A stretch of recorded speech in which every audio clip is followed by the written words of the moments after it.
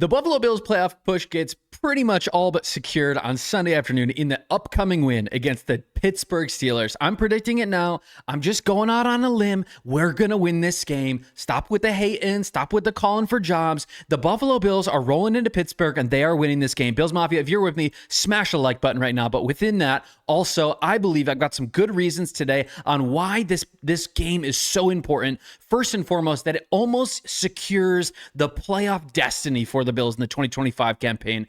First of all, it fortifies the potential of the playoff berth because it gives the Buffalo Bills triple leverage in a lot of different ways. I'm going to break that down in this video in tiebreakers, in AFC standings, but also in really conference play, which really matters. But when you stack up everything that we're going to do or everything that's going to be on the game plan Sunday against the Steelers, when you match up just on paper, the guys that are going to be playing, the offenses, the defense, the special teams, the injury reports, the Buffalo Bills have leaning favor in every single one of those. But in this video, I want to talk about that triple dose of double dipping, really, the triple dipping for the AFC race. I want to talk about the matchup itself with just some stats. I kept the receipts, or I got a bunch of receipts coming in today. I want to show you exactly where the Buffalo Bills line up, but I also want to share with you maybe some of the injuries happening in Buffalo. But just first and foremost here, before we get right into it, again, my name is Colin. This is Crack the Table, where all Bills, no breaks, breaking down Buffalo Bills content every single day. Can I just tell you, I'm so humbled right now.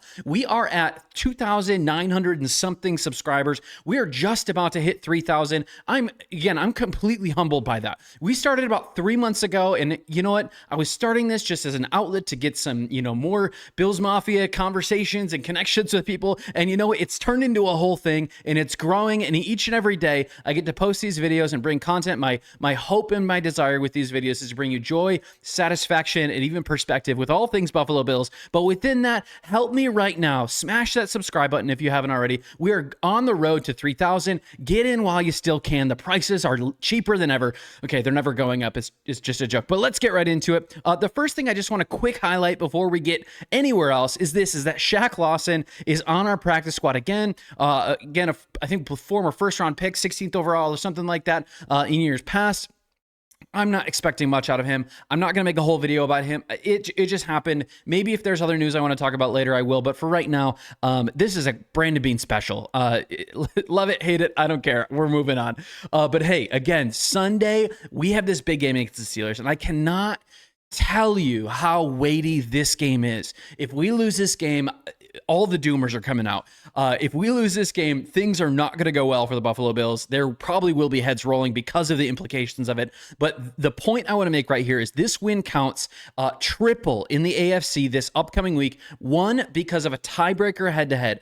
The Steelers are in direct wildcard contention with the Buffalo Bills right now because of their 6-5 record. However, a Bills win all but eliminates the Pittsburgh Steelers in a two-way team tie or in a way that would make say, hey, if we had a tie against them, or if they had the same record as us, it would take a miracle for them to get past us. I don't believe there's another way for them to get past us on the standings. Again, immediate playoff leverage in that regard, but again, it removes one of the Buffalo Bills' remaining competitors for one of those playoff spots. We'll see if the AFC drops and we can get the divisional spot from the Patriots. We'll see. I'm not sure if that's happening, just given how many games are left, but winning this and going for that 5, 6, or 7 spot, those wild card spots, you have to have these head-to-head wins against other AFC teams. But also, not only that, it's going to be conference record. The Bills' AFC conference record currently, right now, this week, is 5-3, and the Steelers' AFC conference record is 4-4.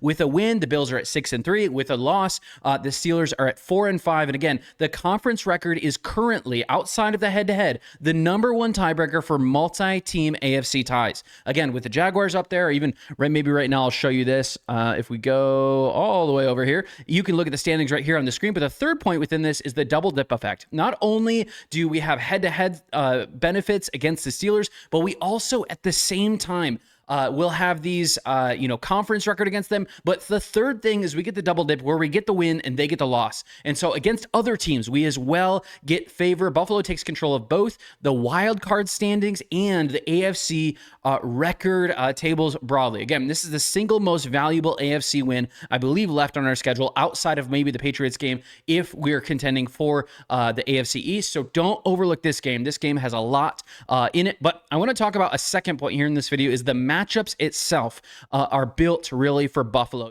The Buffalo Bills have a statistical advantage against the Pittsburgh Steelers this upcoming Sunday night.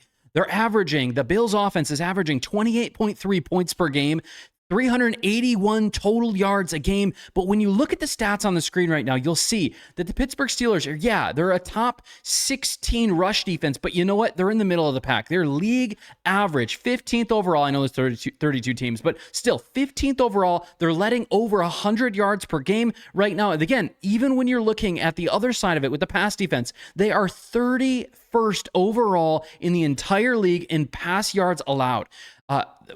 The Bills, yes, they struggled this last week. We've got some offensive woes. A lot of people are mad at Joe Brady. But you know what? 147 yards per game rushing, number one in the league. That's who the Buffalo Bills are. They've established the run consistently, 20 rushing touchdowns. Josh Allen's going to have a field day. Jimbo's going to have a field day. Buffalo will balance explosive plays in the run game with explosive plays in the pass game. Believe it or not, I'm here to tell you that is going to happen. The Steelers defense also I believe has major structural weaknesses. Maybe their cornerback room of Darius Slay and some other guys would have been great in like 2016 or whatever it is. But you know what? They're a bottom half run defense and they're allowing so many yards per game to opposing quarterbacks. Again, they are a very pressure dependent team. If they cannot get after the quarterbacks eat on them. They are pressuring quarterbacks about 38% of the time, or they have a pressure rate of about 38%. And you know what? What that does is it creates a vulnerability to quick release quarterbacks like Josh Allen.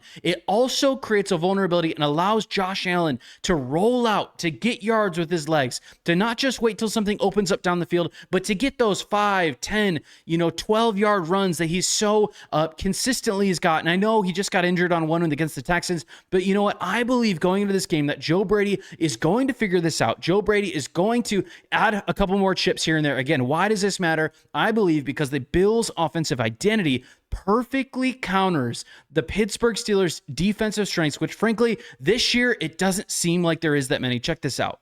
Want to even draw your attention to on here is, again, I remember, this guy, Colin Dunlap, a good name, by the way. I'm old enough to remember when the Steelers defense used to be mad or upset if they give up 30 yards in a game, let alone 30 points in a game. This Steelers defense is not the steel curtain of years past. Not only that, but the Buffalo Bills have had the number of the Steelers for probably the last decade.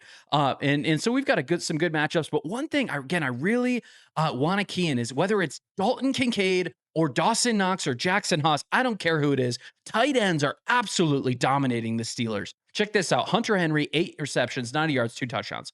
Tucker Kraft, 7 receptions, 143 yards, 2 touchdowns. And then Arriero and Barner on the Seahawks, 4 receptions, 57 yards, 2 touchdowns. And again, they slowed down Tyler Warren a little bit, but they got the win against the Colts. That's its own thing. But again, Pittman and Pierce each had a bunch of yards. Kincaid healthy is a massive uppie for this team, for our playoff, hopes, our playoff success. But again, we'll go back to this again. The Pittsburgh Steelers, they're allowing almost 24 points per game. They have structural weaknesses. They're a bottom 10 team in overall in the NFL, which is crazy. Yes, they're very, very a high pressure team. And I know we just lost to a team in the Texans who pressured a ton. And I know we struggled against the Atlanta Falcons as well. But I think this isn't a clear opportunity for Joe Brady to turn a page, for Joe Brady actually to realize, and he had a press conference or he had an interview recently where he acknowledged some of the things he should have done. He should have had more chip blocks. He should have had a different play scheme. But again, the pressure dependency of the Pittsburgh Steelers to disrupt opposing offenses, they are rushing at about 38% of the time. Vulnerable to quick release quarterbacks, i.e. Josh Allen and Joe Brady's scheme game or screen game. We'll see if that has an effect. But again, The Buffalo Bills has a statistical advantage. We're averaging like 147.2 yards per game, 20 rushing touchdowns. Josh Allen is gonna. I believe it's the last time we played against them. He had like 75 yards and like two passing touchdowns and I believe 250 or so yards. Again, the Bills' offense identity perfectly counters what I believe the Pittsburgh Steelers are going to throw at us. But also, I want to talk a little bit about maybe some of the injuries with the Pittsburgh Steelers, which frankly magnifies already the statistical issues that the Pittsburgh Steelers have. Which, again, by the way, just some brief, maybe off the cuff things. The offense of the Pittsburgh Steelers is not rolling. I believe they're averaging 22 points a game. If not, it's less. I can't remember the figure off the top of my head, but they are a weaker offense. They've got Aaron Rodgers. Their run game isn't incredible. They're averaging less than 100 yards per game rushing. But a couple things with these injuries. Broderick Jones, a left tackle for them. The guy who's the blindside protection for Aaron Rodgers, he's going to be out. We'll see, of course, if Joey Bosa is out. But regardless, this is a Greg Rousseau game if I've ever seen one. Defensive tackle Derek Harmon is out already with his knee. Again, lost interior run pressure. You know who likes to run all over teams? James Cook. Jimbo is going to have a day. Questionable. Alex Highsmith, ankle or his pec. Two injuries there. Again, pass rush weakened, but also, Aaron Rodgers is a little bit limited coming off the injury. He just missed a game. He's back this week. But again, the QB stability compromised in this game. These compounded, and I believe in total, offer both offensive and defensive disadvantages for the Steelers against the Bills, meaning I believe Buffalo Bills going to go in and they're going to roll. It's going to be a great game for them. Again, injuries carry measurable point swings. And, when you have some of your key starters missing, and I know the Buffalo Bills have starters missing as well. I know Terrell Bernard's probably going to be out. I'll talk about probably an injury report tomorrow when those things come out. But regardless, like Terrell Bernard hasn't been this world beater for us this season. Shaq Thompson and, some of these other guys, Joe Andreessen. There's some defenders on our team right now that are playing pretty good football. The only question that I have is, can we stop the run in the middle of the field? But again, Kincaid trending upward. The offensive line is intact. We'll see. If our offensive line fully is going to play with Spencer Brown, we're not sure about that. We know that Van Denmark can play. But again, the defensive tackles and their play on Sunday is really going to dictate this matchup for me, which again, beyond that is only, I think, minor questions. Buffalo should have one of the healthiest weeks that they've had all year. Buffalo has the lineup stability they need to go into an AFC contest like this against the Steelers and win the game. But yeah, a couple closing thoughts here on us. The fourth point for us, just a bonus point, is the closing window of the season really favors Buffalo. I talked about this again a little bit yesterday. Even if I go back, if I can find it here, the Bengals 3-8, struggling defense. I know they're getting Joe Burrow back. We'll see what he looks like on Thanksgiving against the Ravens. The Browns are 3-8. They're just starting Shadir Sanders. Whatever you think about him, I don't care. They're 3-8. They got a great defense. That's going to be a struggle. The Jets, though, are the last game of the year, 2-9. We're playing again a 3-8, and a 2-9 team to close out the season. But the Eagles and the Patriots are also on our calendar. I believe we can go to Foxborough, and I believe we can beat the Patriots. But again, 4 of 5 opponents in the end of this season, or 4 or 6 of the opponents at the end of the season, currently losing records. We have every opportunity, even if you look at like this right here, remaining schedule. It doesn't have the Buffalo Bills on here, but you can see it. The Buffalo Bills are number 7 with the easiest remaining schedule, or the easiest strength of schedule remaining. Again, 10-7, I believe, is the absolute floor if we beat the Steelers. But 12-5 is very, very realistic if we win this game. Again, this single game unlocks multiple routes to the playoffs and multiple ways in which the Buffalo Bills can still continue on and make a playoff push. And again, I believe this is really good. I heard this today. That's, I think, just really important to know. The AFC as a whole is filled with a lot of great teams, but not a lot of elite teams. And I thought that was a really good representation of this. Every single team that's even near the top, like even now, like people are like, oh man, the 10-2 Patriots, they're rolling, or the Broncos look good. The Broncos have offensive issues. The Patriots just lost half of their offensive line for the next foreseeable future. There's a lot that's going to be shaken up in the next couple of weeks. Just watch the Buffalo Bills come back. Watch the Buffalo Bills get after this, get this win. Man, 12-5 sounds really good. I think we're going to be there. That 11-6, we'll see. Hey, what's your standing prediction at the end of the year? Drop that down below. But again, before we go, I just want to again invite you. If you have not subscribed to our channel already, just help me push this thing over 3,000. We're a growing community. We welcome you into it. It's been an honor and privilege even today to make this video. God bless. Go Bills. See you later.